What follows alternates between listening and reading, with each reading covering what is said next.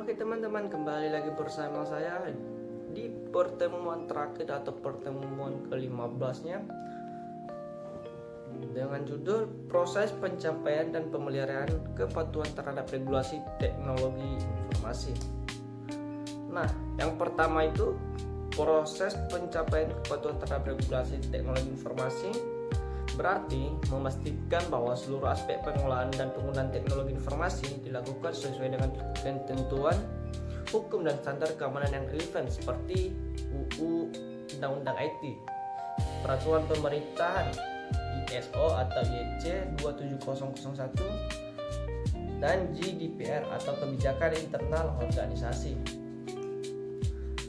Nah, pencapaian kepatuhan memerlukan pendekatan sistematis dan kolaboratif seperti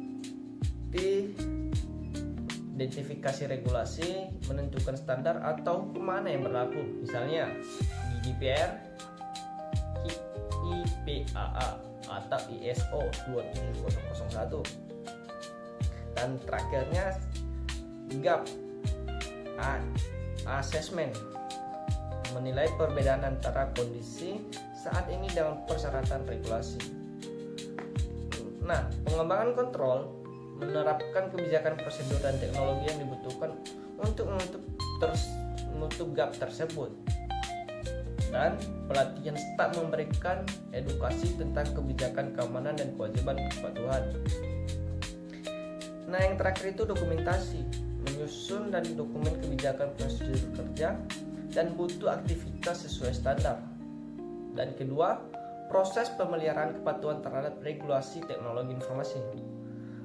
Nah, proses pemeliharaan kepatuhan terhadap regulasi teknologi informasi ini adalah serangkaian aktivitas berkelanjutan yang dilakukan oleh organisasi untuk memastikan bahwa sistem, kebijakan, berdasarkan teknologi informasi ini tetap mematuhi peraturan, standar, dan kebijakan yang berlaku dari waktu ke waktu.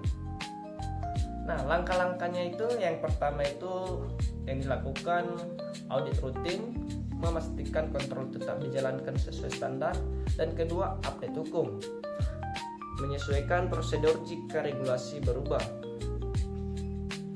vendor compliance monitoring atau memastikan mitra atau vendor juga mematuhi standar, dan terakhirnya respon insiden dan pelaporan, yang artinya melaporkan insiden secara formal kepada regulator jika diperlukan. Nah, manfaat kepatuhan teknologi informasi ini yang pertama menghindari denda, mengurangi risiko hukum dan finansial akibat pelanggaran, dan kedua meningkatkan kepercayaan pelanggan pengguna lebih percaya jika data mereka dikelola dengan aman, dan ketiga proteksi dari ancaman keamanan, yang artinya sistem yang patuh biasanya lebih tangguh terhadap serangan dan kebocoran. Nah, kesimpulannya kawan-kawan, kepatuhan terhadap regulasi adalah fondasi dalam tata kelola keamanan teknologi informasi.